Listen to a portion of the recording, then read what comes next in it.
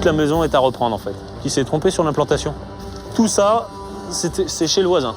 Voilà. 1,20 m de la maison, elle est chez le voisin. Vous dites que c'est combien? 1000 euros, madame. Combien? 500. 500 euros? Oui. Ça a l'air toujours simple quand on sait faire, mais on va prendre le coup de main. Plus bas, voilà. Attention au plafond. Décorer son appartement, faire des travaux ou modifier son jardin est devenu un sport national très prisé. Encore faut-il slalomer entre les escroqueries et les arnaques. Un entrepreneur mal choisi, et c'est le rêve de toute une existence qui s'effondre. Élodie et Frédéric espéraient une magnifique villa.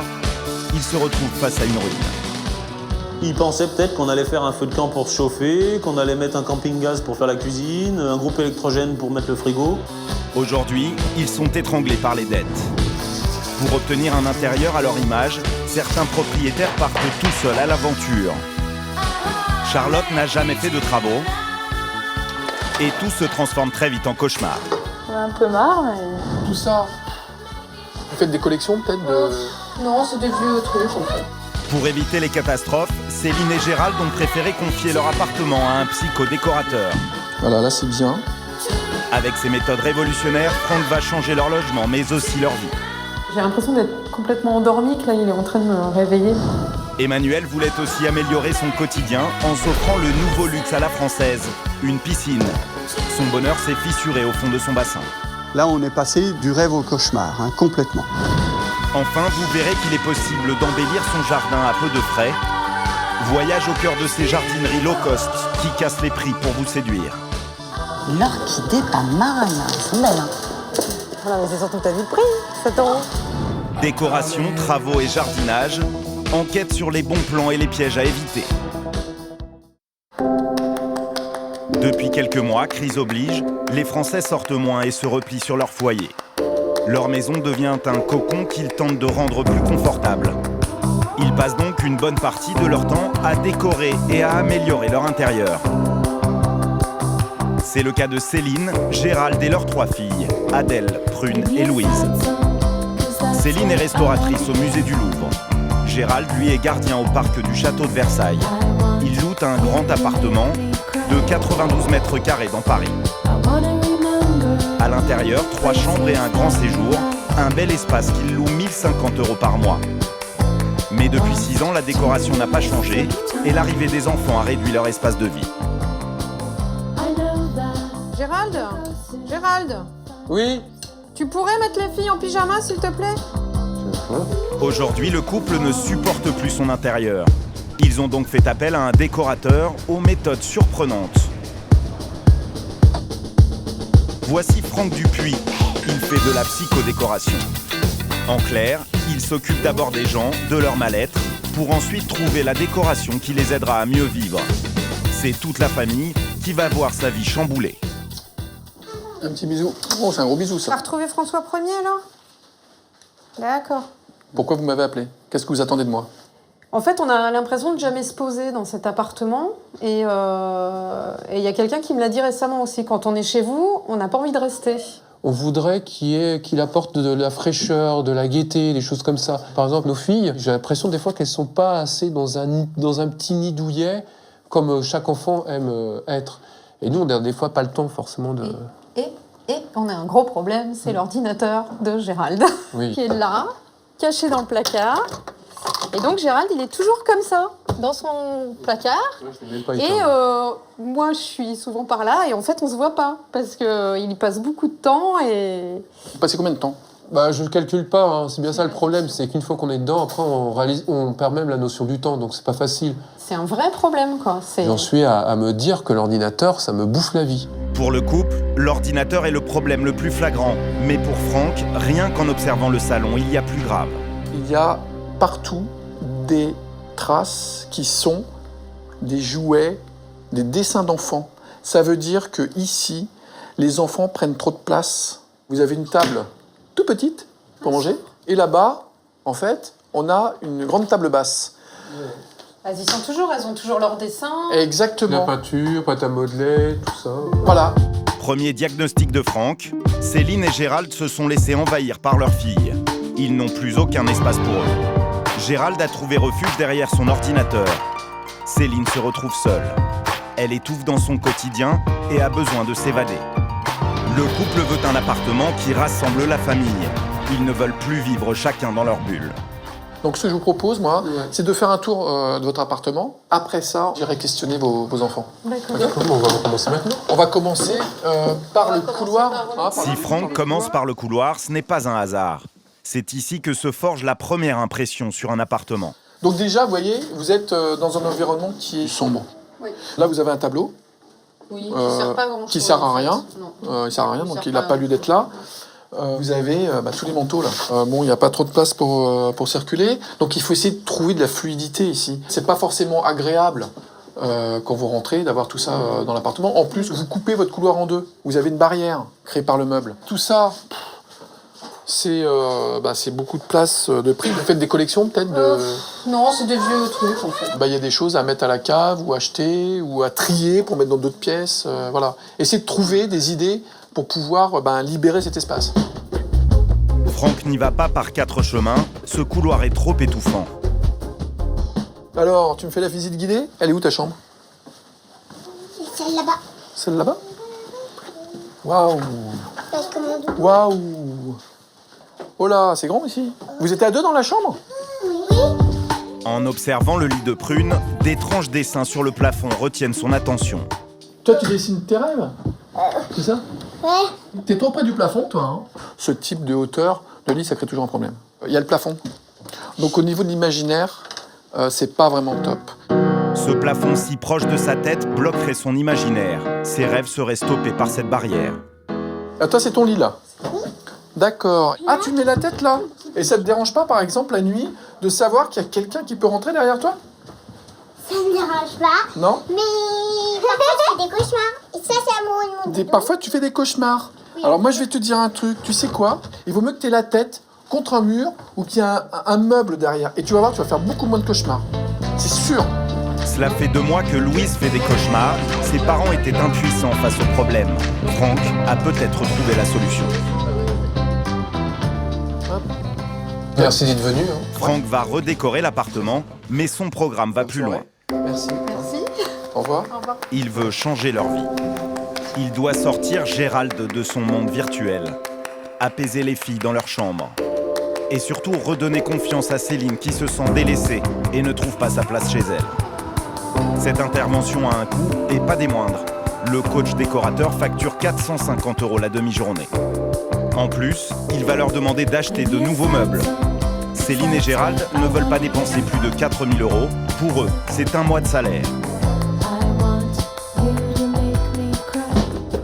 3 jours plus tard, Franck et Christelle, son assistante, ont donné rendez-vous à Céline dans une grande enseigne de meubles de la région parisienne. Objectif, du shopping efficace à moindre coût. Donc déjà, ce qu'il faut éviter, c'est une couleur qui est le vert. Parce qu'en fait, le vert va symboliser, en tout cas avoir une action sur la psyché, qui est l'obstinence, qui est la fermeté, etc. Donc Gérald, qui joue à l'ordinateur tout le temps, si on lui met du vert, il va être encore plus en train de jouer à son ordinateur. Bon, on va plutôt aller vers des couleurs, vers le orangé, le jaune, et un peu de métal. Métal toujours. Il faut mettre du métal là au centre. Il faut donner un peu plus de distance aux objets. Okay. Interdit le verre, le bois, les meubles carrés. Il préconise de l'arrondi, du métal et des couleurs neutres. Céline va devoir accorder ses goûts au cahier des charges de Franck. Et cette suspension, tu crois que ça pourrait aller dans mon couloir? Comme tu peux le voir, elle est disproportionnée par rapport à ton couloir. Donc ça n'ira pas du tout. Non, c'est non. Tant pis. Ah bah il est là-bas le canapé. Céline ne dispose que de 1 000 € pour ses meubles. Avec cette somme, elle doit pourtant acheter un canapé pour remplacer les coussins empilés dans son salon qu'elle ne supporte plus. Dans le budget. C'est parfait. Petit faible, ouais. Après, j'espère que le blanc, ça peut passer avec les filles. Il faudra faire attention, quoi. Quelques petits coussins pour donner un petit peu de couleur au canapé et puis ce sera parfait. Super. Et pour rendre le coin salon encore plus douillet, il faut un tapis. Ah, il est beau. Dans le séjour, la table est recouverte d'une toile cirée. Très pratique pour les enfants, mais plus question d'une salle de jeu ici. C'est primordial pour Franck. Alors il faut une jolie nappe.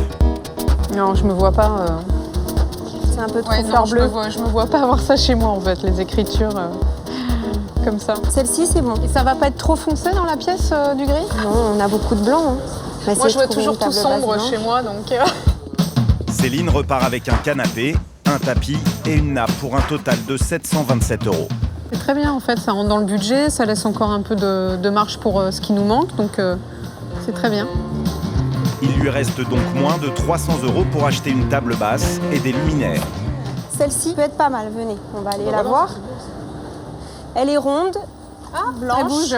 Et du fait que ce soit amovible, en fait, ça nous fait gagner de la place, quoi. C'est sympa. Exactement. Et en plus, elle est dans le budget. Tiens, viens voir Céline. Je pense que ça peut être pas mal aussi. On est dans une lumière qui est à hauteur des yeux, donc c'est très bien. On est dans le métal, c'est parfait. Le côté léger me plaît bien et ça me correspond bien. Encore quelques coussins pour mettre de la couleur sur le canapé. Ok, super. Et le tour est joué. 189,93 €. D'accord. Céline dépasse de 89 €, mais c'est sans regret. On ne relook pas son appartement tous les jours. Dans son programme de psychodécoration, Franck prévoit aussi de s'occuper du bien-être de Céline. Nous les retrouverons dans quelques instants car Franck lui a concocté une après-midi dont elle va se souvenir. Se faire construire une maison, la décorer à son image, c'est ce dont tout le monde rêve. Mais avant d'en arriver là, encore faut-il que les murs tiennent debout. Nous sommes en bordure du Rhône, dans la petite ville de Vienne, située à quelques kilomètres de Lyon. Dans ce logement précaire, Élodie et Frédéric vivent avec leur bébé depuis 1 an. Oh, ma poupette. Allez, on va s'échanger. Ce petit appartement inconfortable leur est prêté. C'est la seule chambre qui est bien. On a pu se permettre, avec ce qu'on nous a offert, parce que de toute façon on ne pouvait pas se le payer, hein, le luxe de lui faire une jolie chambre. Élodie et Frédéric travaillent tous les deux et gagnent 3 000 € par mois. Elle est aide-soignante à l'hôpital, lui est employé dans une société de travaux publics. Il y a 3 ans, il n'aurait jamais imaginé se retrouver dans une situation aussi critique. On habitait quand même dans un joli appartement avant de construire. On partait en vacances chaque année, on regardait pas quand on faisait les courses. Faire un spa, un restaurant, on pouvait se le payer quoi, plusieurs fois par mois. Aujourd'hui, on peut peut-être se payer une fois par an.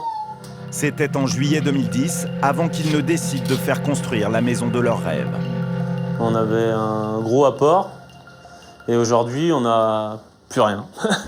En effet, 2 ans plus tard, ils sont propriétaires d'une maison inhabitable et paient un crédit de 1 100 € par mois qui court sur 28 ans. Tous les jours depuis 2 mois, Frédéric consacre ses week-ends à sauver son logement. Élodie, elle, n'a pas mis les pieds sur le chantier depuis longtemps, tant c'est difficile pour elle. Allons voir notre mine. Il faut essayer d'apercevoir le bout du tunnel. Je pense qu'on va jamais y arriver et qu'avec les sous qui nous restent, c'est impossible de... c'est mission impossible pour finir cette maison. Elle est debout encore, c'est déjà pas mal. Ouais. Voici donc la cause de tous leurs ennuis. On y va ? On y va. Cette maison de 108 mètres carrés, commencée il y a 2 ans et demi, leur a coûté pour le moment 85 000 €. 4 chambres, 2 salles de bain, une cuisine américaine, un grand salon, une salle à manger et un garage. Élodie et Frédéric avaient vu les choses en grand pour accueillir leur petite famille. Ça a bien avancé quand même. Bah, tu m'étonnes, ça fait 3 mois que t'es pas venu. Évidemment que ça a avancé. Pour construire leur villa de rêve, ils avaient fait appel à un entrepreneur connu dans la région. Après 5 mois de chantier, tous leurs espoirs se sont effondrés. Dès le début, le constructeur aurait fait n'importe quoi. Il s'est trompé sur l'implantation. Toute la maison est à reprendre en fait. C'est d'une malfaçon de A à Z. La maison, en fait, elle aurait dû être décalée d'1,50 m chez nous, quoi. Donc en fait, pour bien montrer, tout ça, c'est chez le voisin. Voilà. 1,20 m de la maison, elle est chez le voisin. Enfin, elle était chez le voisin, puisque maintenant, on est enfin propriétaire. C'est soit on rachetait la parcelle, soit on rase la maison. Vous avez acheté le terrain pour combien?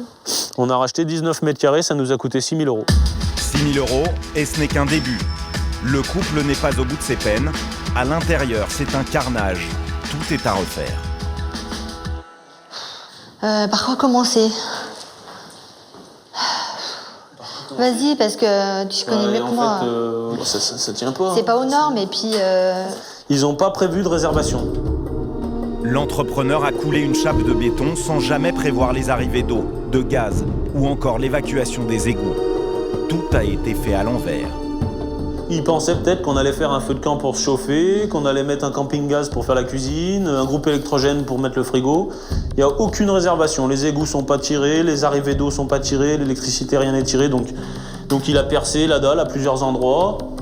Là, pour la cheminée, il a éclaté des poutrelles. Incroyable.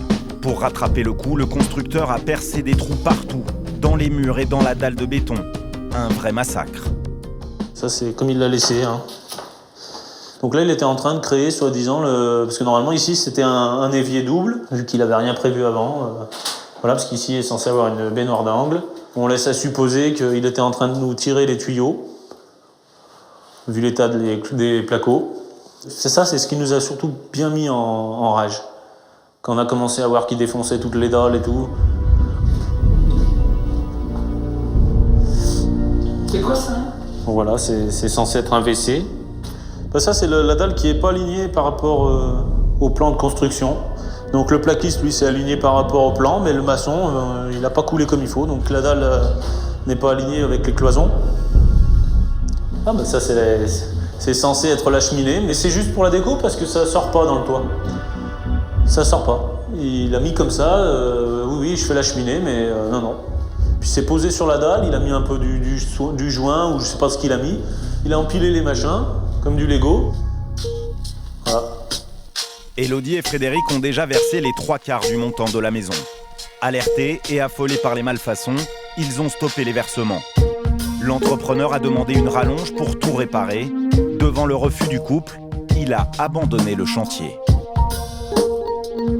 Élodie et Frédéric ont donc fait appel à un avocat, Maître Toiset, qui suit l'affaire depuis 2 ans. Moi, c'est la deuxième fois que je vois ça. Je vois des travaux aussi catastrophiques, quoi, où on se pose la question de savoir est-ce qu'on démolit ou est-ce qu'on poursuit des travaux. Ça, c'est rarissime quand même. Non seulement tout a été fait en dépit du bon sens, mais en plus, l'avocat a découvert que l'entrepreneur n'était pas assuré pour construire des maisons individuelles. Le couple a peu d'espoir de récupérer son argent. Donc là, vous avez, si la maison est conservée, il faudrait dépenser ce montant-là, 152 722,54 €, en plus de ce qu'ils ont déjà réglé. Élodie et Frédéric ont déjà versé 85 000 € à l'entrepreneur. Si la maison est terminée, elle leur coûtera 240 000 €, le double de ce qui était prévu. Et si la maison était démolie, voilà ce que ça leur coûterait. Ils devraient verser presque 32 000 € pour cette démolition, plus ceux qu'ils ont déjà payés. Au total, ils dépenseraient 115 000 € pour se retrouver avec un terrain vide.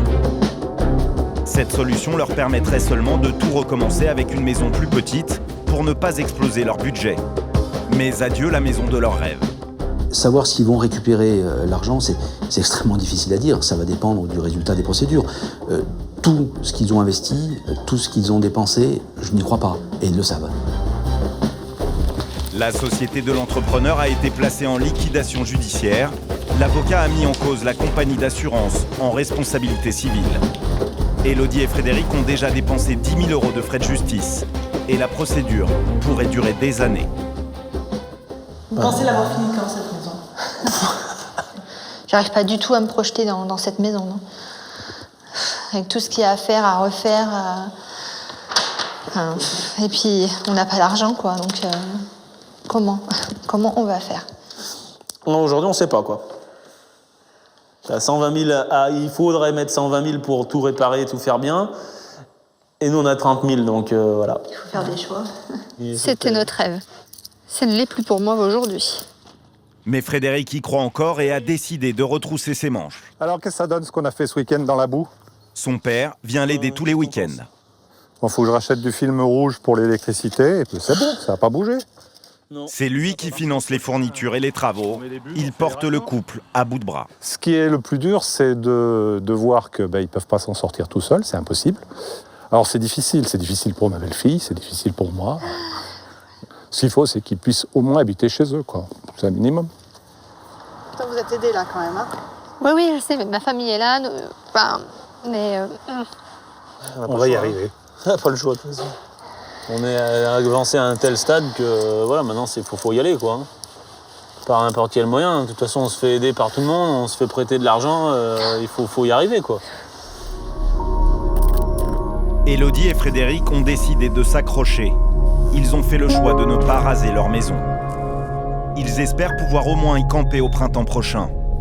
Entre les frais de justice, le remboursement du prêt et les travaux, le couple n'a que 35 € en poche pour démarrer le mois.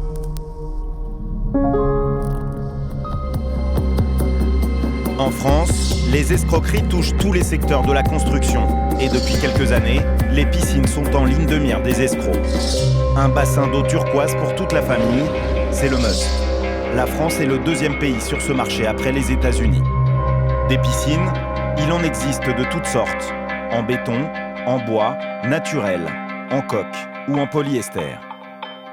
Les prix varient de 6 000 à 25 000 € uniquement pour le bassin. Dans la région de Dijon, Jean-Marc s'est offert une sublime piscine de 4 mètres par 8. Elle est en béton, le bassin lui a coûté 25 000 €, un sacré coup, mais il en est ravi. J'ai pris un truc clé en main. Je ne voulais pas avoir affaire à plusieurs entreprises. Je voulais qu'en cas de problème, parce qu'il peut toujours avoir un problème, avoir un seul interlocuteur et ne pas se faire renvoyer vers d'autres personnes. Emmanuel, son voisin, a lui aussi voulu se payer sa part de rêve en 2008.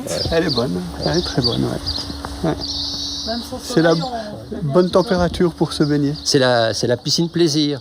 Mais à vous écouter, vous, c'est la piscine calvaire. Ah mais c'est l'enfer, c'est hein. l'enfer, mais c'est l'enfer. Si le voisin nage dans le bonheur, chez Emmanuel, la piscine s'est très vite transformée en mare au tétard. Voilà, je vous présente ma piscine.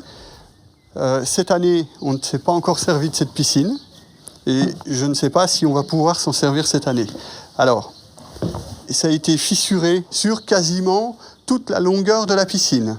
Ce qui fait une fissure, vous voyez, de 2,80 m de long. Il y a 4 ans, il trouve une promo sur Internet. Des piscines neuves déstockées jusqu'à moins 50%.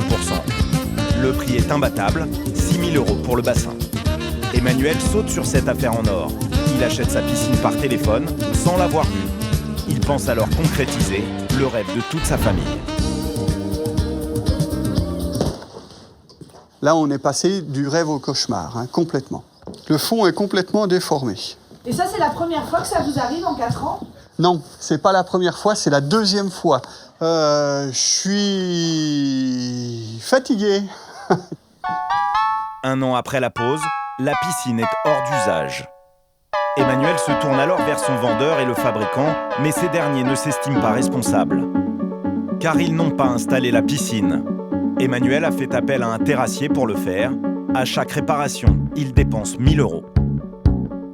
Je suis complètement coincé. D'ailleurs, le fabricant joue là-dessus. Hein.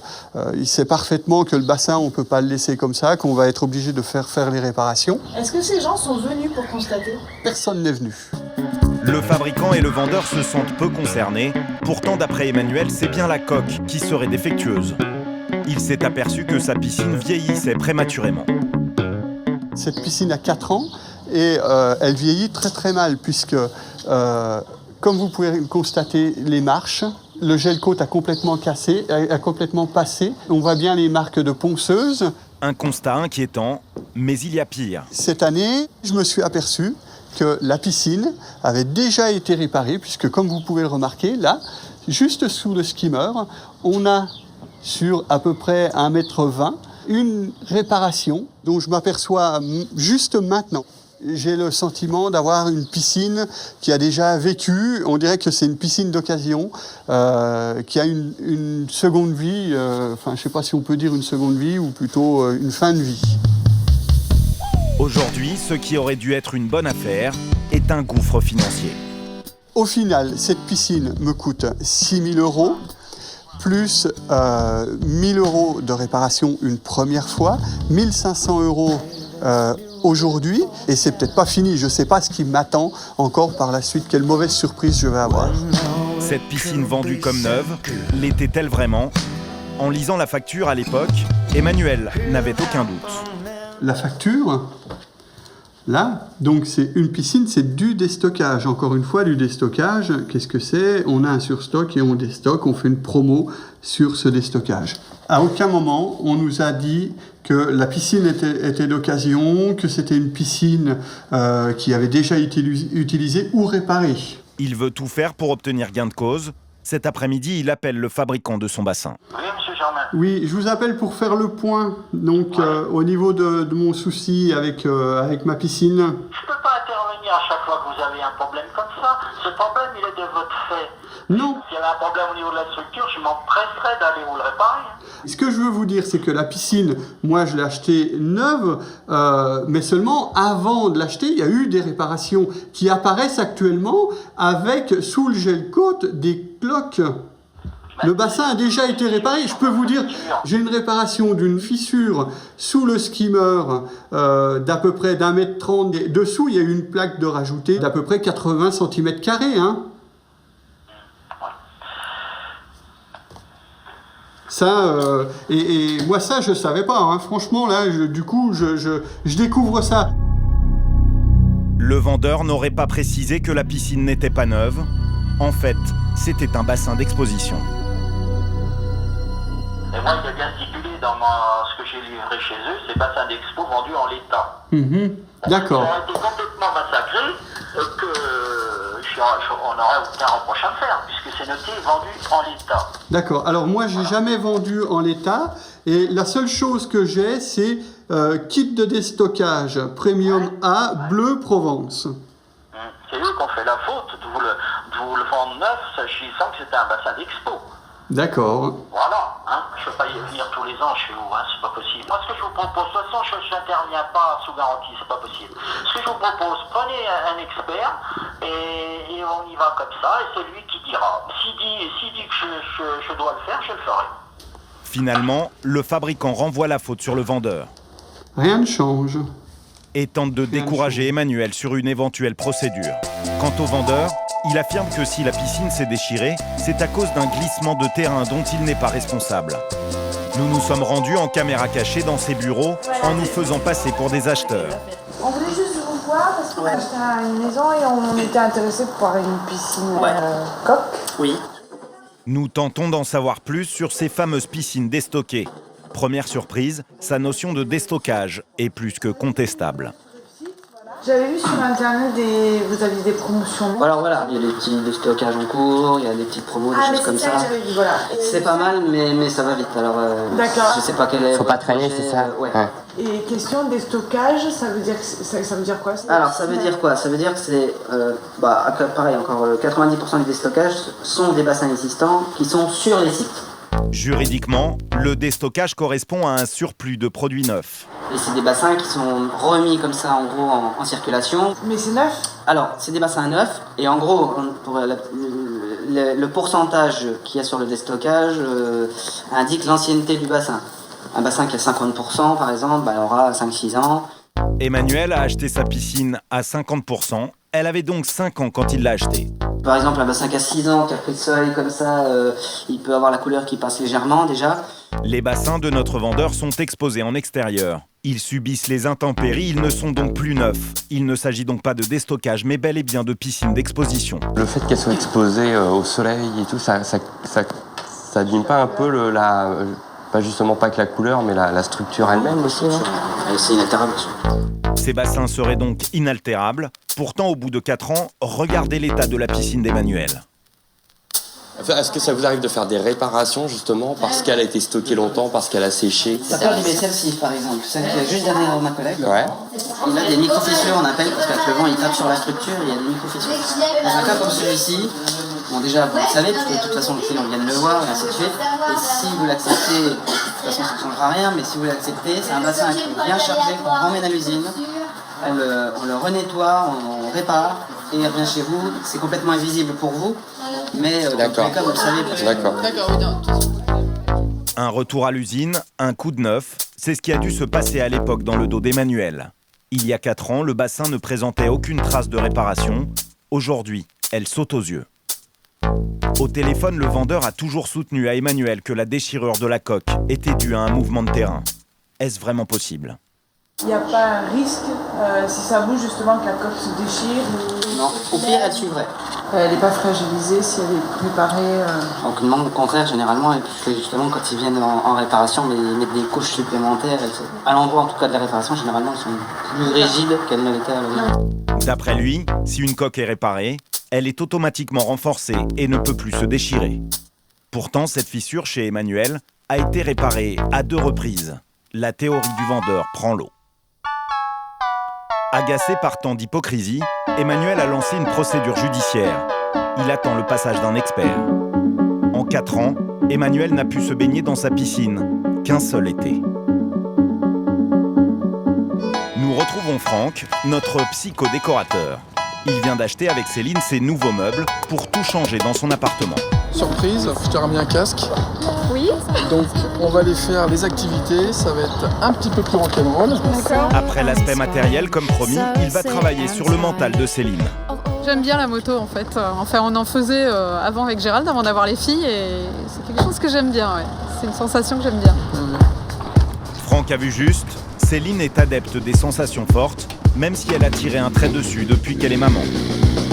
Pour la partie psychologique du programme, Franck a donc préparé des activités qui vont lui permettre de se retrouver. Ah, c'est prenant là, hein. Ça fait des sensations fortes là. Il veut réveiller la jeune femme. L'idée, c'est de la sortir de chez elle, d'aller dans des espaces, en tout cas des activités où on sent vraiment de la liberté. Sur cette piste de karting, Franck veut bousculer les habitudes de Céline. Au volant de son kart, elle est bien loin du train-train de l'appartement et ça lui fait un bien fou. Vous voyez bien qu'elle avait envie d'évasion. Ah, c'est super, hein. Ah, excellent. Trop drôle. Ça vous a plu? Ah ouais, c'est passé super vite.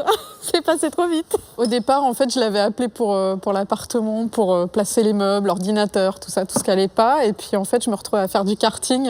C'est rigolo, quoi. C'est inattendu. Ouais, ça fait du bien de penser à rien. Ça fait du bien de s'amuser comme ça, rien que pour soi. Et Céline n'est pas au bout de ses surprises. Pour la suite, elle va tomber de haut. Accompagnée par un instructeur de saut en parachute, elle va voler pendant 2 minutes 30, l'équivalent de 3 sauts.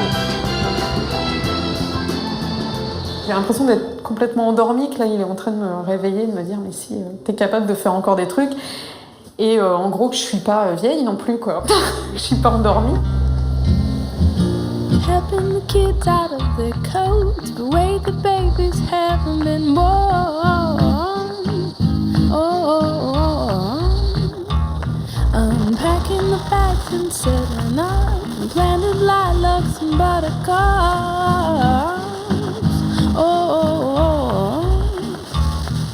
But in the meantime, I got his heart. Second floor living without a yard. Bravo, merci. C'est bien? Ah ouais, super. Une super sensation. C'est génial. Ah, c'est top, quoi. C'est vraiment de la liberté. C'est excellent. Les joues rouges, des étoiles plein les yeux, Céline vient de vivre des moments inoubliables. Franck espère qu'à présent, Céline va reprendre confiance en elle pour retrouver sa place à la maison. Ça m'a fait du bien. C'est maintenant au tour de Gérald d'être pris en main. Ça va? Oh, ça va. Pour le sortir de ses jeux vidéo, Franck a prévu une séance de paintball. Allez, vous allez avoir entre les mains des lanceurs classés en armes, hein. C'est pas des joueuses, on voit des billes à 250-300 km/h. Habitué des jeux de combat, Gérald est confiant. Mais sur le terrain, va-t-il réussir à sauver sa peau? Ouais, quand même, hein. Ça part loin.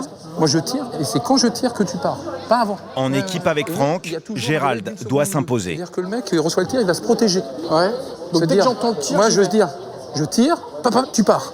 D'accord. Tu te protèges, papa, tu y vas. Après, toi, tu fais papa, moi, j'y vais. Et dès que je retire, tu recommences. Tant que j'ai pas tiré, tu ne pars pas. Putain, c'est compliqué, hein.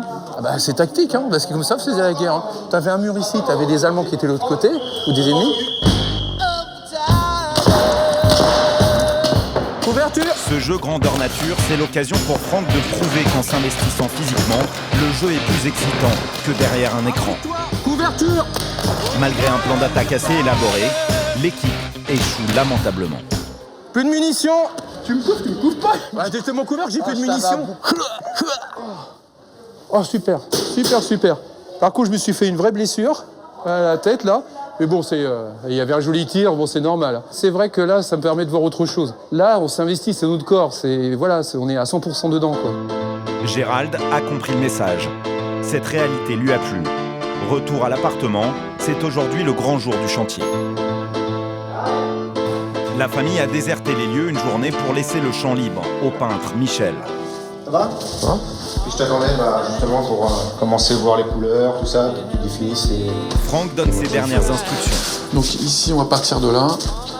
Ici, à droite, ça va être une certaine couleur, qui est le bleu, donc un B. Donc il va tracer en fin de compte une ligne, et il va partir en blanc de ce côté-là et en bleu de ce côté-là. Il va falloir donner de la largeur au couloir pour qu'ils se sentent vraiment plus à l'aise. Donc le fait de donner un départ à la couleur d'ici va faire qu'on va écarter le mur. C'est optique. Voilà, on va arriver dans une ambiance bleue et ça va les tempérer, ça va les déstresser. Donc la partie bleue va venir jusqu'ici. Alors après, ça c'est très important. Il n'y a pas que la couleur, il y a également la forme. Cette vague va être en fin de compte le passage entre un espace, un sas d'accueil et le salon. Le salon va commencer ici, regardez toute cette profondeur. La luminosité va rentrer. Alors, pour le salon... Pour les travaux, Céline et Gérald ont un petit budget de 1 500 €. Pour obtenir un véritable changement, notre décorateur a décidé de repeindre entièrement le couloir, le salon et la chambre de Prune et Louise. Et chaque couleur doit jouer un rôle. Alors, ce mur-là, il va être en orange. En fait, le orange, c'est un mélange de jaune. Donc, c'est la lumière, c'est le soleil, c'est le dynamisme, c'est l'élévation. Le orange, lui aussi, avoir une action sur le côté gastrique. C'est-à-dire qu'on va avoir envie de manger, on va avoir envie de partager, on a envie de se réunir. Alors, la chambre. La chambre de Louise, des deux petites. Déjà, la première chose à faire, c'est supprimer le lit en mezzanine. Pour remettre les deux sœurs au même niveau, c'est bénéfique pour les deux sœurs. D'accord. On va choisir du jaune. C'est une couleur qui donne de l'élan, il y a du dynamisme, c'est ensoleillé, elles se sentent bien, il va y avoir de l'activité dans la chambre. Mais il va falloir tempérer un petit peu. Je pense qu'il va falloir rajouter du vert. Ça va l'aider un petit peu à la concentration. Donc l'association des couleurs avec l'organisation et un éclairage adapté, voilà, elles vont être beaucoup plus tempérées et sans doute elles vont mieux dormir. Michel n'a que 6 heures pour tout repeindre avant le retour de la famille. Franck a gardé le secret sur les couleurs. La surprise va être totale. Reste à savoir si le orange fera l'unanimité. On y va. Bonjour. Bonjour Michel. Allez-y. C'est bizarre. Waouh, j'adore le bleu. C'est vrai? T'adores le bleu? Ça change vachement, ouais. Hein? Ça change. Hein. Alors, moi j'ai hâte d'aller voir plus loin. Ah ouais, c'est super joli cet arrondi là, c'est original. C'est chouette. Tout est orange. Oh là là. Et Gérald, ça va lui plaire? Oui, je pense que ça va lui plaire. En fait, il y a 2-3 ans, il m'avait demandé qu'on peigne ce mur en orange. C'est vraiment bizarre, quoi. On va voir la chambre? On va voir votre chambre, les filles? Viens, Loulou. Fermez les yeux. Viens voir ta chambre.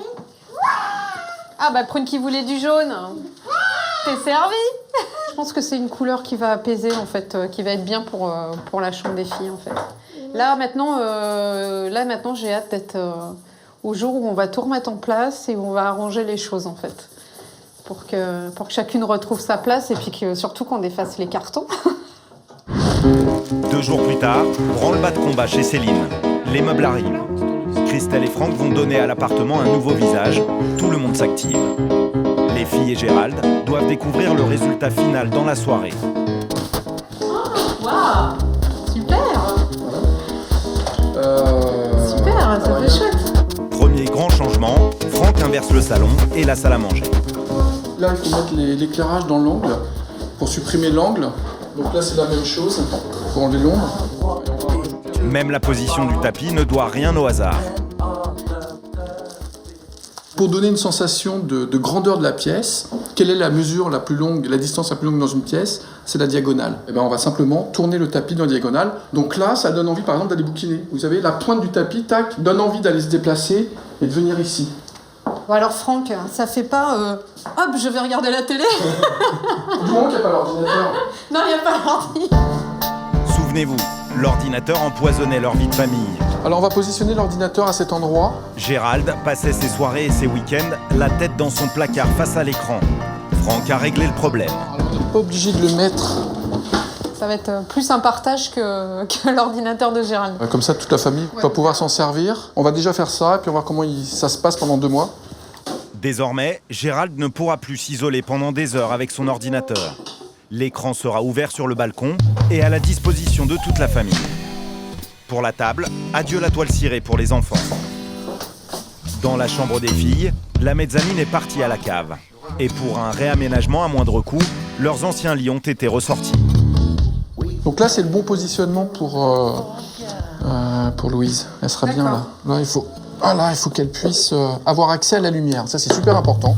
Maintenant, en mettant le rideau, regardez, on n'a pas fini la mise en place, mais regardez, il y a un univers qui se crée. On a envie d'aller dormir en chambre sécurisée, simplement en bougeant les meubles. Allez les filles. Il est 16h30, Céline ramène ses filles de l'école. Elles vont découvrir leur nouvelle maison. C'est trop bien. Qu'est-ce que vous en pensez? Ça y est, elle s'approprie le canapé. C'est pour nous le canapé. C'est trop cool. Vas-y Prune, va dans ta chambre.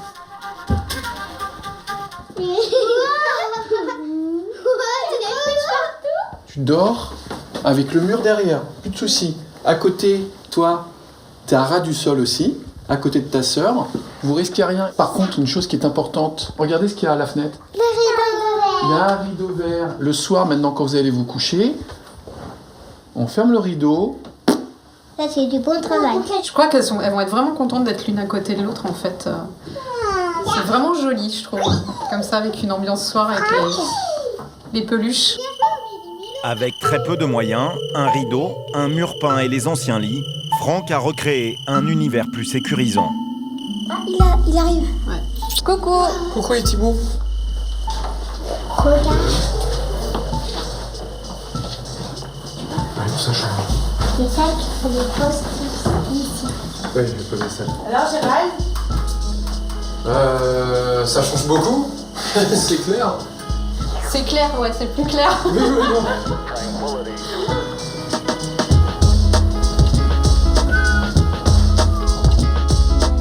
Gérald reste sans voix.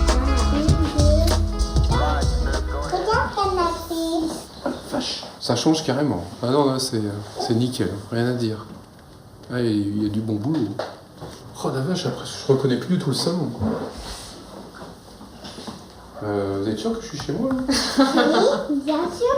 J'ai l'impression de respirer, je dirais, d'abord. De respirer. C'est plus...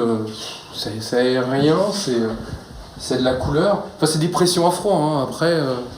Enfin, voilà, c'est... la première impression que j'ai, c'est ça. Mais ce que je trouve ça incroyable, c'est que ça reste grand. J'ai même l'impression que c'est plus grand qu'avant. Peut-être parce que les éléments sont peut-être plus... mieux répartis, plus espacés. C'est vraiment très bien. Non, bon, c'est sûr que là, ça fait moins fermé, quoi. On n'a pas l'impression d'être enfermé dans une boîte. Ouais. On sent que ça va nous envoyer plein d'ondes positives et ça nous fera le plus grand bien. La famille est séduite par la nouvelle décoration. Ils doivent maintenant apprendre à vivre dans ce nouvel environnement. Pour Gérald, passer plus de temps en famille et moins derrière l'ordinateur. Et pour Louise, dormir plus sereinement. 2 mois plus tard, Franck veut savoir si la nouvelle décoration qu'il a imaginée a porté ses fruits. Ah, salut. Rien n'a changé? Si. Bah alors, faites pas un bisou. Louise, elle fait plus de cauchemars et puis c'est vrai que c'est plus agréable à vivre en fait les lits comme ça, côte à côte des filles. Ouais. Allez, hop. Il n'y a plus de cauchemars, enfin elle est beaucoup plus calme la nuit, le soir. Pour le coucher, c'est plus facile. Elles aiment bien avoir chacune leur espace du coup en fait. Ce qu'elles n'avaient pas avant, elles vivaient vraiment comme 2 petits chats siamois, elles étaient tout le temps ensemble, elles jouaient tout le temps ensemble. Là, elles arrivent plus à avoir leur espace à chacune. Est-ce que tu passes toujours 5 heures de ton temps sur l'ordinateur? Non, maintenant c'est 10 heures. Non, beaucoup moins, parce que bon, c'est vrai Quand il est là, il est présent. Ça fait du bien de changer d'air, de voir autre chose, de sortir un peu de cet univers virtuel. Non, j'ai l'impression qu'on se stabilise, en fait, que les choses sont plus posées, qu'il y a moins d'énervement. C'est beaucoup plus convivial, en fait, quand on reçoit, ou ça fait beaucoup plus salon, en fait, c'est plus agréable. Même avec les couleurs, ça fait une lumière qui est beaucoup plus sympathique le soir, en fait, qui est beaucoup plus chaleureuse. Avec l'aide de Franck, Céline et Gérald sont parvenus à créer le nid douillet dont ils rêvaient, tout en restant dans leur budget. Dans quelques instants, vous ferez la connaissance de Charlotte. Elle s'est lancée un défi complètement dingue. Elle n'a jamais bricolé, mais elle a décidé de retaper seule tout un appartement. Un peu marre, mais... Vous suivrez également des bricoleurs d'un nouveau genre. Ils interviennent en urgence chez des particuliers qui ne savent même pas planter un clou. Ça a l'air toujours simple quand on sait faire, mais... Enfin, vous découvrirez les coulisses de ces jardineries low cost qui cassent les prix. Waouh, c'est pas cher. Moins de 6 €. Hein. 40% des Français réalisent eux-mêmes leurs travaux. Mais partir seul à l'aventure pour faire des économies peut être un choix risqué quand on n'y connaît rien.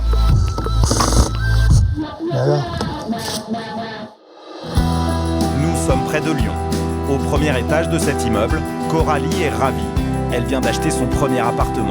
Il fait 28 mètres carrés, mais il est à refaire entièrement. Au sol, le carrelage ne lui plaît pas, la peinture au mur est vieillissante. Coralie veut tout changer. Mais elle n'a jamais fait de travaux de sa vie et son salaire de jeune graphiste ne lui permet pas d'engager un professionnel.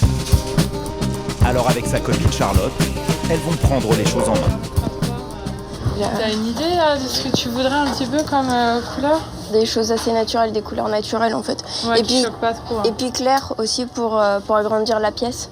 Ouais, on pourrait demander... Ouais, on va aller demander au vendeur, du coup... Bonjour monsieur, madame. Je suis en train de retaper un appartement avec mon ami. Qu'est-ce que vous souhaitez comme ambiance dans votre pièce? Quelque chose de clair mais pas tomber dans le blanc hôpital. On va regarder au niveau des couleurs qui pourraient vous correspondre. Je vois bien du lin, du gris ou du taupe. Enfin, je sais pas ce que t'en penses, hein, mais... Choisis ce qui te fait plaisir, hein, j'appliquerai. Hein, c'est une pièce qui est assez bien éclairée ou Oui, il y a 2 fenêtres face à face les traversantes, quoi. Un gris comme ça, j'aime bien. D'accord. C'est très tendance. Hein. Comme ça, il sera super tendance, hein, c'est une bonne idée. Moi, je vais le prendre tout de suite. Je suis contente, ça va concrétiser tout ça. Coralie n'a que 800 € pour toutes les fournitures, un budget ultra serré. Alors c'est à 36,90 €. Les pinceaux, j'ai rien. C'est ceux-là. Je peux tester avant, comme c'est moi quand même qui vais mettre la peinture chez toi. Charlotte ne va pas simplement conseiller son amie sur le choix des couleurs, c'est elle qui va réaliser seule et gratuitement tous les travaux chez Coralie. Bon, il va bien, du coup, léger. Bon, parfait, hein. C'est bon, ça me va. Charlotte est au chômage, alors en attendant de trouver un travail, elle s'est lancé un défi. Rénover un appartement, une grande première, une solution qui arrange bien Coralie. J'ai fait plusieurs devis pour mon appartement, pour faire les travaux, à peu près sans les matériaux, hein, que la main d'œuvre, j'en avais pour 10 000 €. Voilà, donc le calcul était vite fait, c'était pas possible pour moi, donc le faire moi-même et par Charlotte, c'était vraiment avantageux parce qu'en fin de compte, je vais être dans les alentours de 6 000 € au total. Pour 6 000 €, elle va pouvoir rénover sa salle de bain, son salon, sa chambre et créer une cuisine. En plus de la peinture, Coralie veut du parquet. Et en fait, moi j'ai vraiment une question, comme c'est moi qui vais m'en occuper, est-ce qu'il est facile à poser le parquet? Je pense que c'est l'un des parquets les plus simples à poser. Okay. En termes de clipsage, il n'y a pas plus simple. Donc, même si on n'est pas une pro, comme moi, je ne vais pas galérer. Voilà. Une fois que j'ai les bons gestes, c'est bon. Tout à fait. Après, il faut un petit accessoire qui permet de bien clipser les produits pour s'assurer que tout est en d'accord. Moi, en place. cet outil m'intéresse quand même. Bien sûr. Isolation, parquet, peinture, au total un caddie de 800 €. Le budget est respecté. Charlotte va pouvoir enfiler son bleu de travail. Franchement, c'est une bonne idée, quoi. À mon avis, on va avoir des sacrées galères et des moments durs, mais au moins on aura la fierté d'avoir fait nous-mêmes. Le lendemain, dans l'appartement de Coralie, Charlotte s'est déjà mise au travail. Première épreuve, poser de l'enduit. Elle n'a aucune expérience, alors pour ce premier jour, elle a fait appel à Micheline, formatrice en bricolage.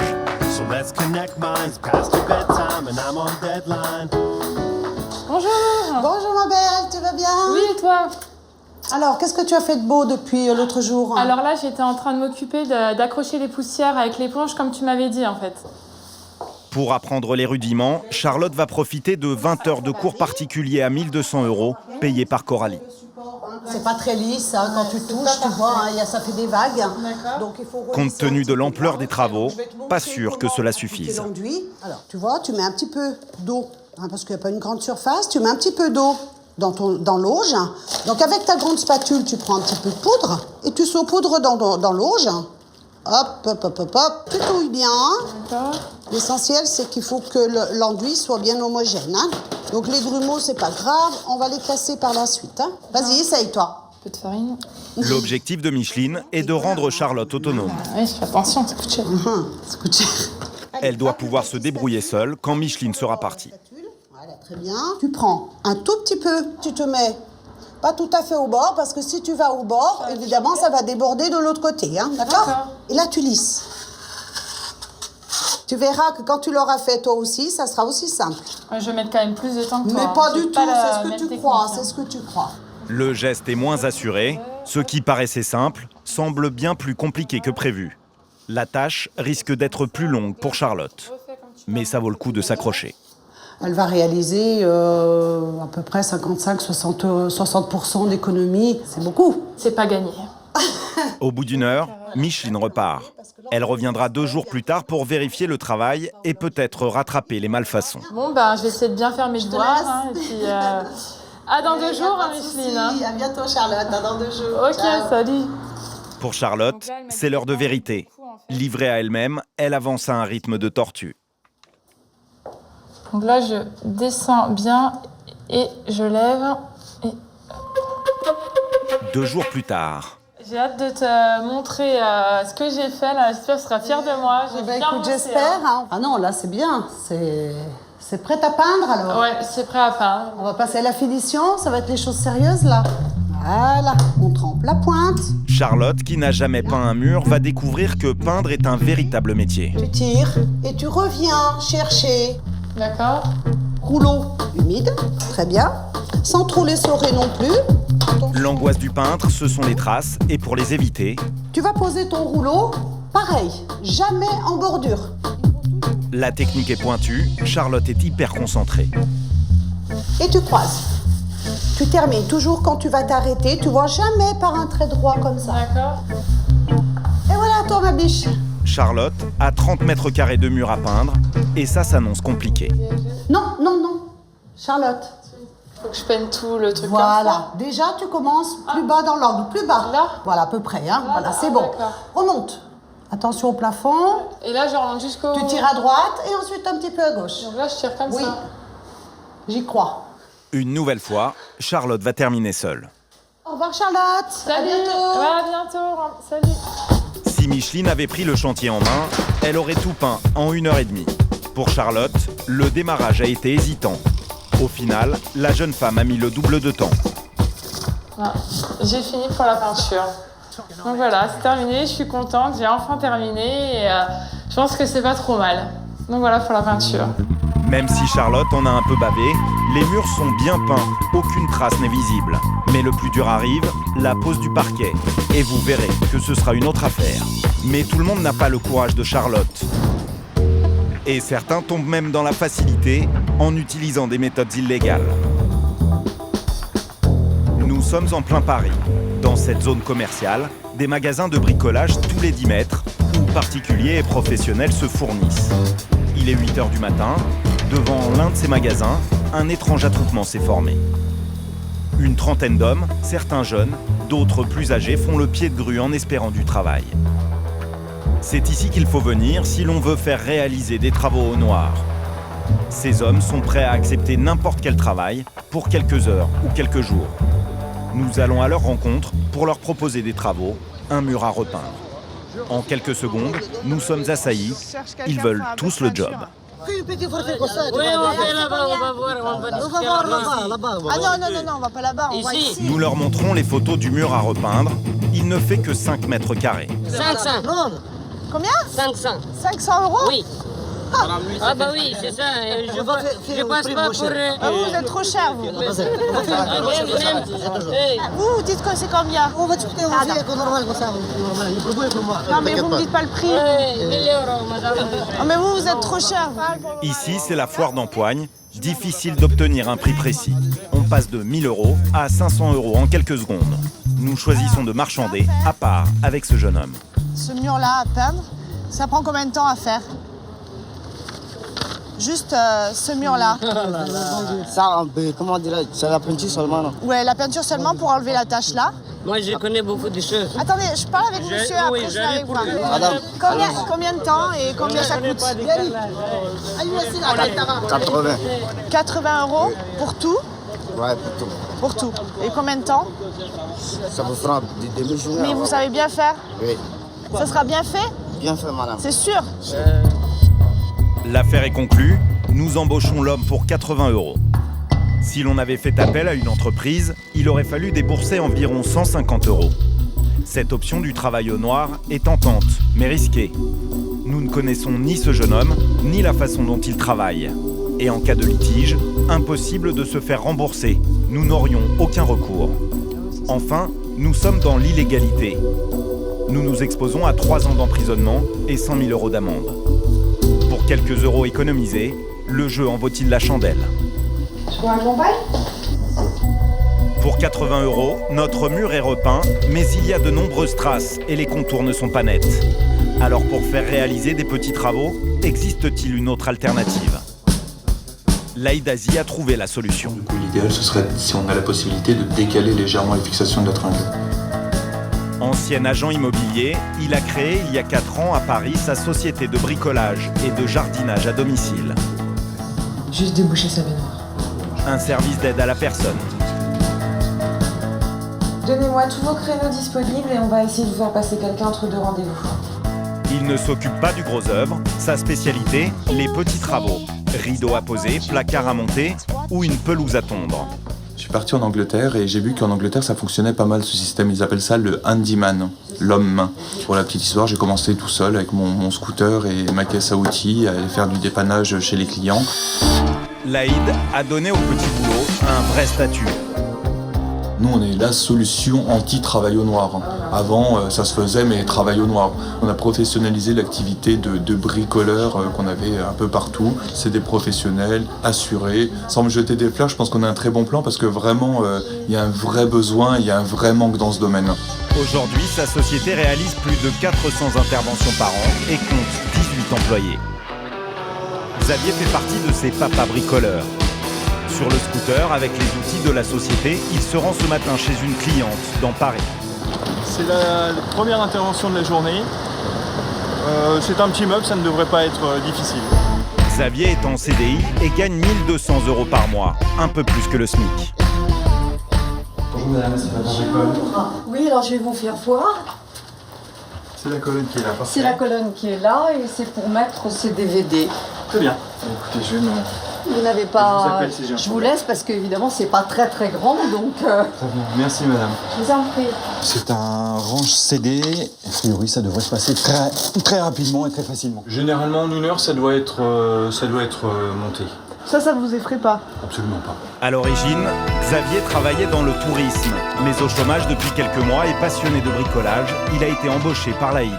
Le bricolage est une passion pour moi. J'ai commencé assez petit, j'avais 4 ou 5 ans à l'époque. Je suis assez manuel et je me débrouille. Certains m'appellent Petit MacGyver. Pour une intervention d'1 heure, le travail est facturé 50 €. Comme il s'agit d'un service à la personne, le client peut déduire de ses impôts 50% de sa facture. Au final, il ne paiera que 25 € pour la pose d'une étagère. Oui, non, c'est super. Par rapport, moi, je serais capable de faire ça, effectivement. Voilà une opération rondement menée. Xavier repart pour une prochaine intervention. En moyenne, il en a 5 par jour. À présent, il a rendez-vous en banlieue parisienne. Il y a énormément de clients répétitifs. Mais pour ce client-là, c'est la première fois. Bonjour monsieur, c'est Papa Bricole. Bonjour, enchanté.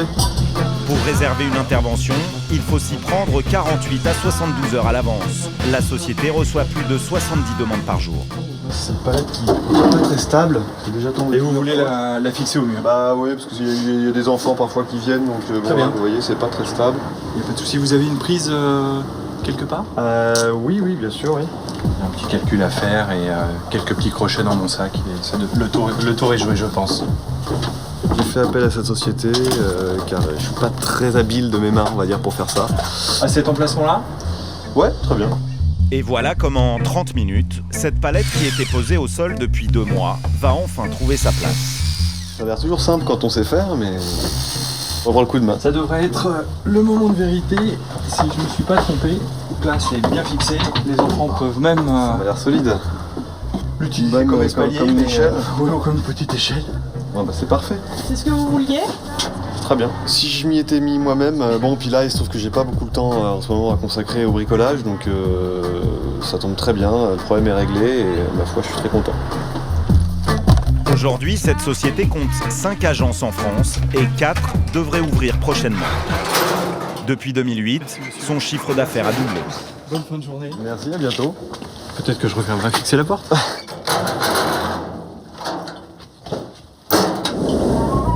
Retour à Lyon.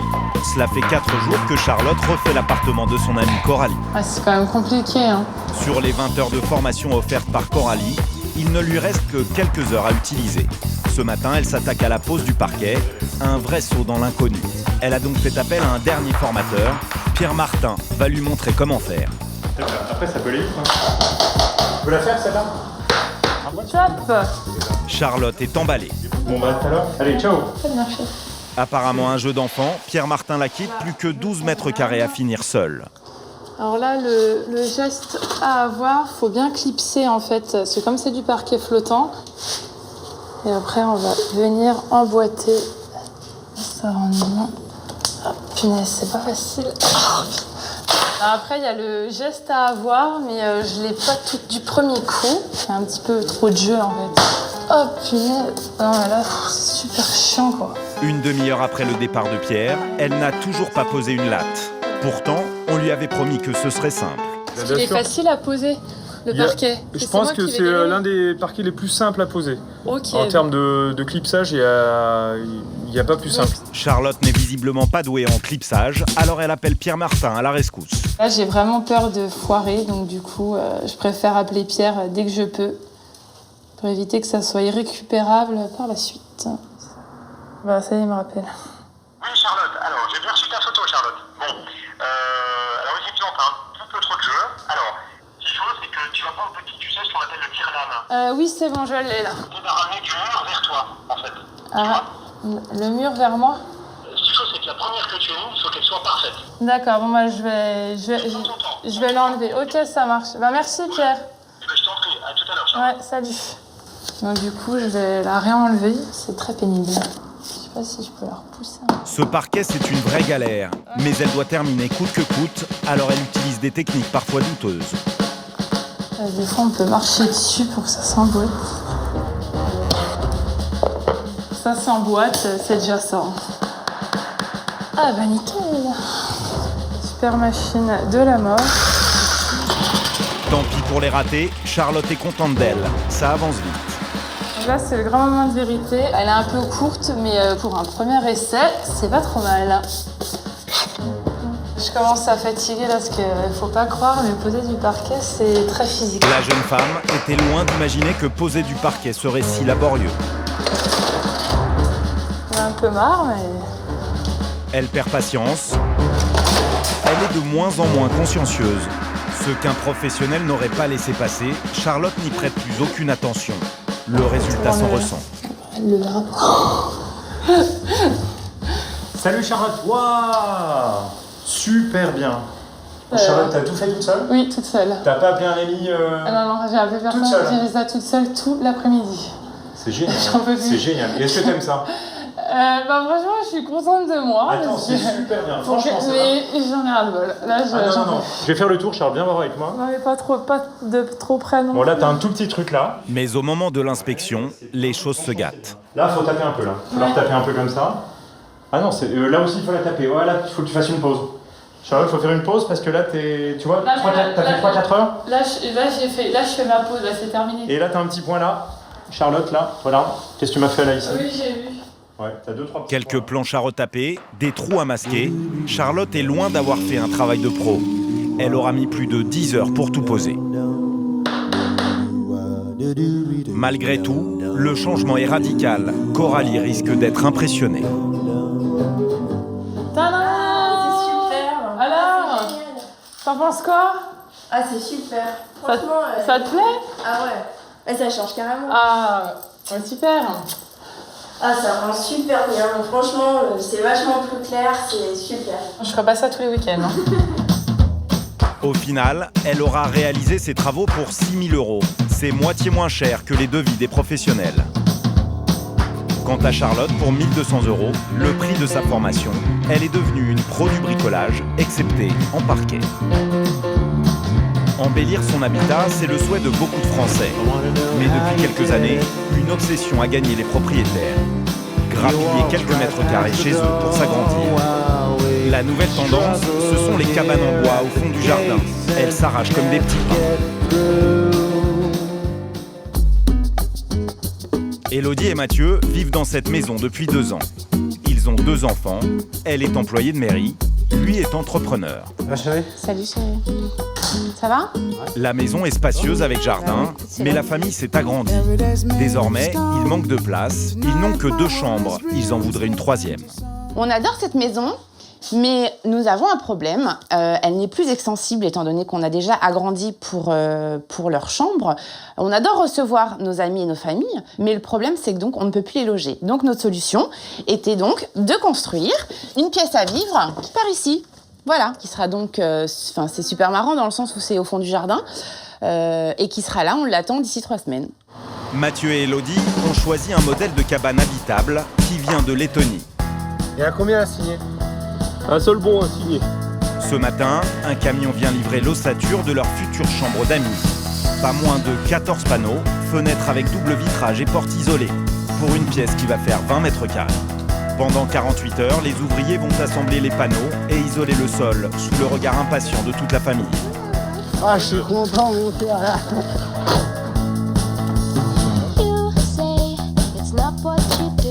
Mathieu a payé 9 000 € juste pour la structure de sa pièce. Il a rajouté 4 500 € pour l'isolation et l'aménagement qu'il a en partie réalisé. Cette pièce isolée lui aura coûté au total 13 500 €, presque 700 € du mètre carré. Mais attention, si la pièce avait fait plus de 20 mètres carrés, il lui aurait fallu un permis de construire. Luc de Mérindol est le numéro 1 des chalets en France. Spécialisé en gestion, il y a 4 ans, il change son fusil d'épaule et rachète cette société. Aujourd'hui, le chiffre d'affaires de Luc atteint les 2 millions d'euros par an. Il propose bien sûr le traditionnel abri de jardin sous toutes ses formes. Mais son produit phare, c'est la pièce dans laquelle on peut vivre, même en hiver. L'an dernier, il s'en est vendu plus de 5000, une progression de 12%. On voit bien qu'il y a une porte vitrée double vitrage, ce qui permet d'avoir une isolation parfaite et de ne pas avoir froid à l'intérieur. À l'intérieur, il y a tout le confort d'une petite maison. Donc là, typiquement, on retrouve le principe de l'ossature bois, dans lequel on va mettre la laine de verre. On va, dans l'ossature, percer les ossatures, mettre l'électricité, et ensuite venir mettre la laine de verre, mettre le bardage, ce qui fait que ça ne prend pas de place à l'intérieur. Vous avez la hauteur de 2,25 m, le toit isolé, le plancher isolé, voilà. Sachant qu'on peut faire toutes les tailles que l'on veut, on peut mettre les portes, les fenêtres qu'on veut. Typiquement, celui dans lequel on est là, c'est une quinzaine de mètres carrés, ce qui permet d'y vivre. On s'en sert beaucoup pour faire des chambres d'étudiants ou la chambre d'amis. Et on s'en sert aussi beaucoup pour les auto-entrepreneurs qui veulent sortir de la maison pour avoir leur bureau. Donc le matin, ils sortent de la maison, ils vont au fond du jardin et ils ont leur bureau. Alors, une pièce isolée, ça vaut à peu près 1 000 € le mètre carré, tout posé. Quand vous savez que le mètre carré, en général, il est à 3 000 €. Quand vous achetez un 15 mètres carrés, 15 000 € au lieu de 45 000, oui, effectivement, ça vaut le coup. Et on peut y vivre agréablement. On a de plus en plus de demandes parce que les gens achètent des maisons de plus en plus petites, ont besoin de ranger et ont besoin de surface. Retour chez Élodie et Mathieu. 72 heures plus tard, leur chambre d'amis est construite. À présent, c'est au couple de mettre la touche finale. Il faut tout décorer. Ça fait vraiment pas une pièce pour le jardin. On dirait vraiment une vraie chambre. Hein. On le met là? Mais écoute, on le mettra peut-être au-dessus. Viens, chérie. Ah, on va dormir là ce soir. Et en fait, on va peut-être la garder pour nous. Hein. Moi, je pensais pas du tout à ce résultat. Génial. Hein. On se croirait dans une maison, là. Sans voir le jardin dehors, on se croirait dans une maison. C'est vrai. On va dormir là ce soir. Voilà. Très bien. Les amis et la famille vont pouvoir être reçus dans les règles de l'art. Enfin, si Élodie et Mathieu veulent bien libérer les lieux. Il est confortable en plus, c'est bien. Moi, je trouve ça très confortable. Pour ce jeune couple, la cabane, c'est fait. Ils vont maintenant pouvoir se consacrer à leur jardin. Le jardinage, c'est la passion des Français. 41% d'entre eux possèdent un bout de verdure. Alors jardiner, oui, mais pas question de se ruiner. Les jardineries l'ont bien compris. Depuis quelques années, elles se livrent à une véritable guerre des prix. Elisabeth habite Boulogne, à côté de Paris. Alors, je vous montre. Chaque printemps, elle adore fleurir son balcon. Il est magnifique. Donc, je suis très contente. Vraiment, vraiment très contente. Avec son amie Isabelle, elles vont se rendre dans 2 jardineries concurrentes de la région parisienne. Avec 100 € en poche, elles ont accepté de se prêter à un petit jeu, comparer les prix et la qualité dans ces 2 enseignes. Le test commence par un nouveau magasin qui fait un tabac dans la région, une jardinerie low cost. Ici, la promesse, c'est 20 à 30% moins cher qu'ailleurs. Oh tiens, regarde, t'as vu les hortensias? Waouh, c'est pas cher. Moins de 6 €. En plus, sur ton balcon, ça peut être sympa, tu vois. Ça, c'est sympa. Ouais. À peine sont-elles entrées que déjà les prix font leur effet. En produit d'appel, on retrouve l'incontournable hortensia. Les plantes sont bien brillantes, enfin les feuilles. Donc on en prend une, qu'est-ce que t'en penses? Ouais, allez. Laquelle tu choisis? Peut-être sans pas trop couverte, comme ça elle s'ouvrira chez toi. Une rouge, hein, qu'est-ce que t'en penses? Ouais. Ça c'est quoi, rouge rosé? Ouais. Tiens, regarde, celui-là, il a l'air pas mal. Ouais, allez. En moins de 30 secondes, elles ont déjà fait un premier achat. Oh, regarde les orchidées! L'orchidée, pas mal, elles sont belles. Ah non, mais c'est surtout que t'as vu le prix, 7 €. Certains produits sont carrément à moins 60%.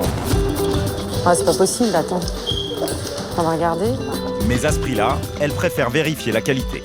Elles ont l'air belles hein, quand même. Hein. Bon, c'est une tige, c'est une tige, mais bon, quand même.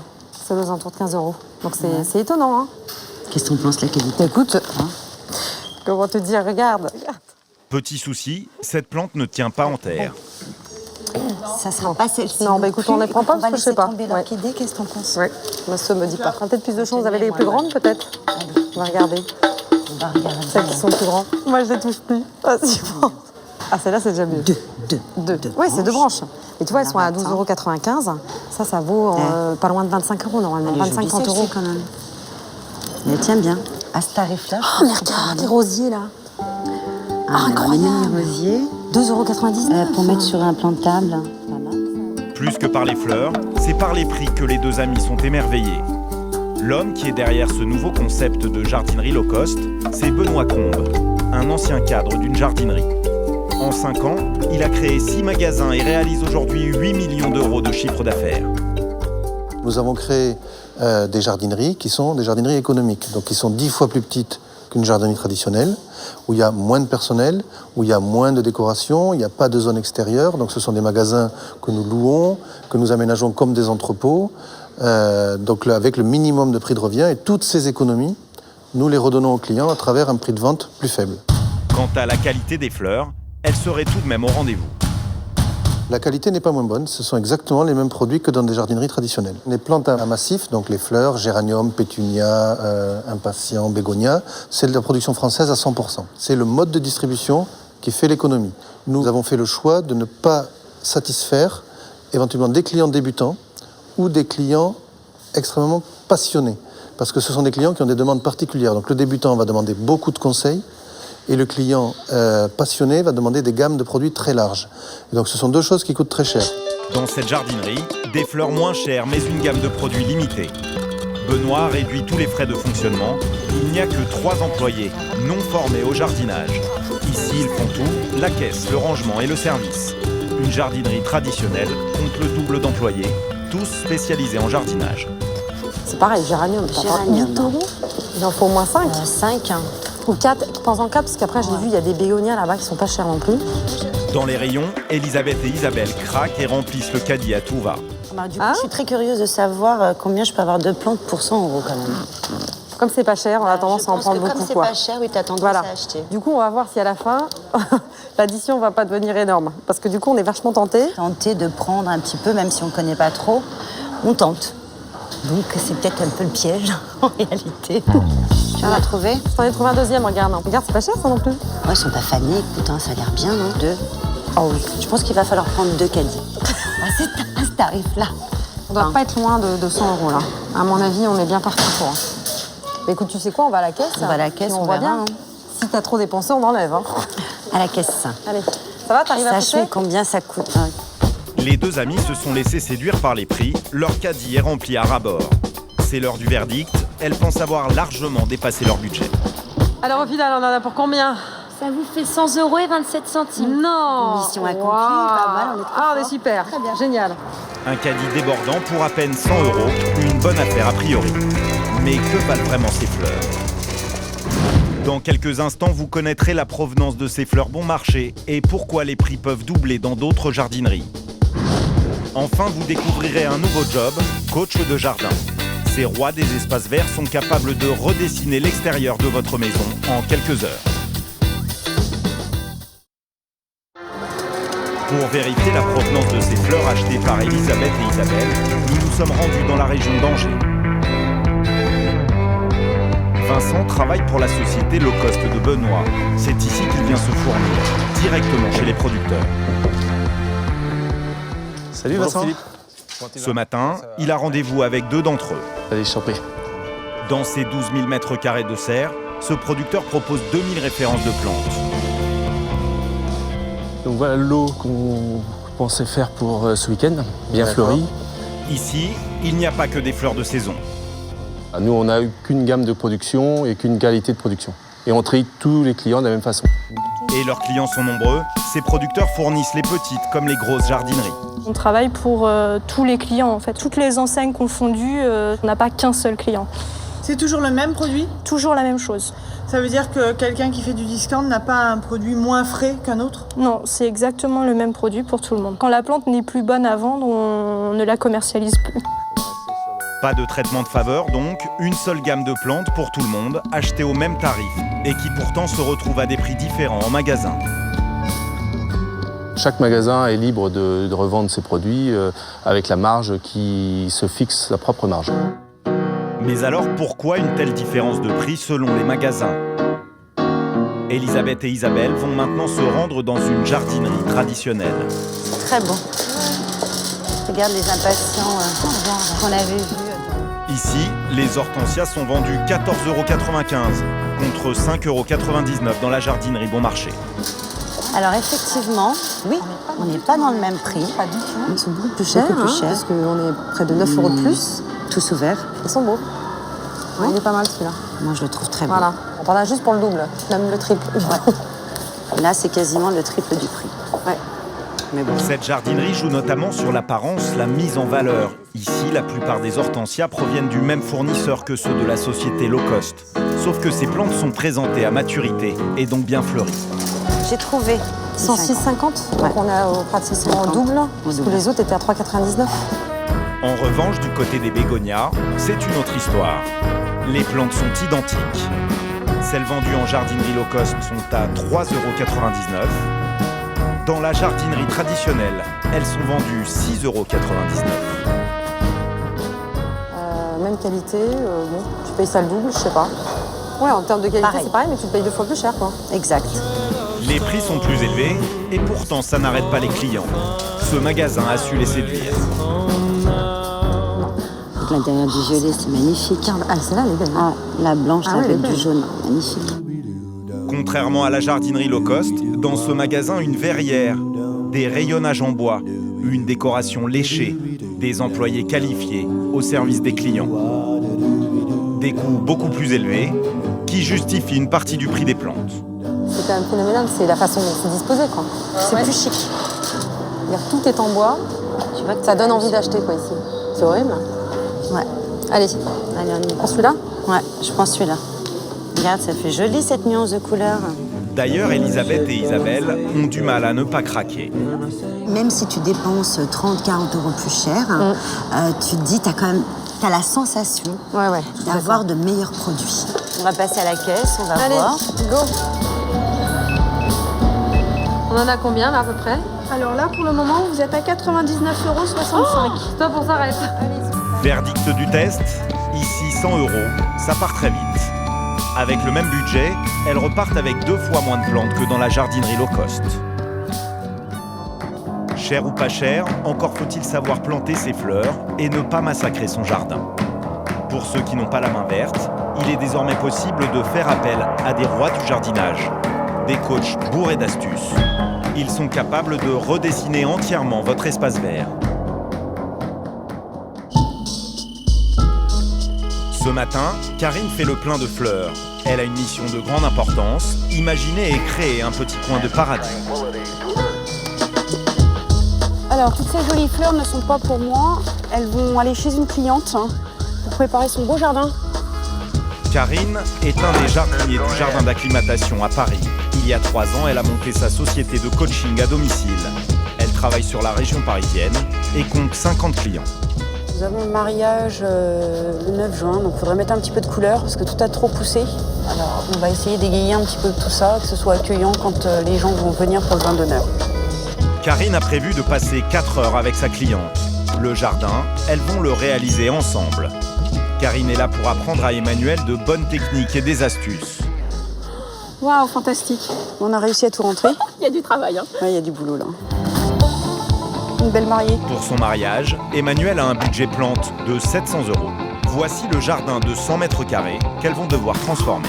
Eh ben, ça a bien poussé avec toute la pluie. Il va falloir tailler tout ça. Hein. Bah oui, il y a du travail. Un petit peu, oui. La dernière fois que Karine est venue, c'était il y a 6 mois. Entre-temps, les fleurs ont poussé un peu trop parfois.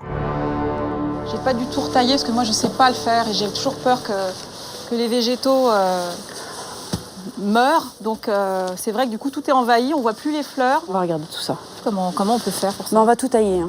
On va leur faire leur fête. Karine facture sa prestation 50 € de l'heure. Aujourd'hui, Emmanuel va consacrer 200 € pour son jardin. Je consacre une certaine somme au budget du jardinage et parfois j'ai été déçue parce que finalement le végétal ne se plaisait pas là où je l'avais mis. Je ne l'ai pas arrosé ou pas ou trop ou pas assez. Et donc finalement j'avais peut-être dépensé une centaine d'euros pour un résultat qui n'a pas abouti. Donc c'est frustrant quoi. Très frustrant. Ouais. Et je pense que les gens viennent principalement vers moi pour ça. C'est un vrai métier. Souvent, les gens sont déçus à cause de ça parce qu'ils ne savent pas faire et finalement, ça ne marche pas. Bah oui, je rebondis donc, sur ils dépensent beaucoup d'argent pour rien au final. Exactement. Ensemble, elles nettoient le jardin. Parfois, Karine propose carrément du relooking de plantes. Je te propose, c'est de retirer ce côté-là. Ce qui n'est pas sans affoler Emmanuel, la propriétaire de cette cénote. Bah, je vais te montrer. Comment ça va faire? On va simuler avant de couper. Hein. Si je fais drastique comme coupe. Moi, j'oserais jamais le faire. Hein. On tente? Mais non, l'idée est bonne. Hein. Ça va pas la tuer? Non, il n'y a pas de problème. Bah, écoute, on va faire ça? Vas-y. Allez. Zou. Voilà. Sans regret. Franchement, je trouve que c'est super sympa. Alors après, ce on va qu'il peut-être faut pouvoir en plus lui faire une forme un peu arrondie. Et pour le dernier bout de jardin, le coin Méditerranée. Allez hop. On l'arrache. Hop, le problème il est réglé. Bêche à la main, elles vont prendre une décision radicale. Cette fois, Emmanuel ne montre aucune résistance. Elle a confiance en Karine. Je suis allée chercher l'eau au puits. On va mettre les petites fleurs dedans? Je les plonge dedans avec les fleurs? Ou juste la terre? Faut que le pot trempe. La plantation, c'est l'étape délicate à ne pas louper. Alors Karine donne un ultime conseil. On ne va pas non plus les noyer. Il faut les laisser dedans. Encore? Tant qu'il y a des bulles. Hein. Bon, je recommence. Alors on regarde, s'il n'y a plus de bulles, c'est que ça n'a plus soif. Il y avait encore des bulles. Ça c'est important. Tant qu'il y a de l'air, il y a de la place pour mettre de l'eau, pour arroser.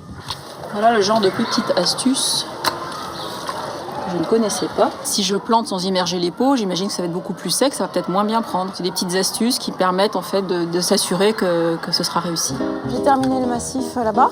D'accord, on va s'attaquer à celui-là. À ce moment-là, je plante les grosses si tu veux. Nos jardinières vont passer 4 heures dans les 100 mètres carrés de jardin, à bêcher, planter, creusé, désherbé, accroupi les mains dans la terre. C'est un peu fastidieux, c'est long, mais bon, le résultat va être là, j'espère. Et même si Emmanuelle a quelque peu souffert, en fin de journée, la transformation est flagrante.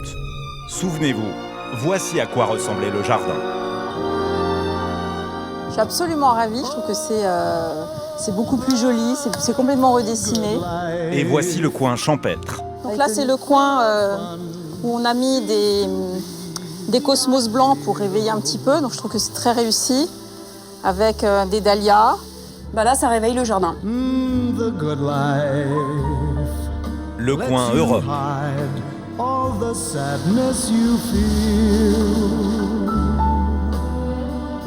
C'est un arbre qui est encore plus joli comme ça. Et enfin, le coin Méditerranée.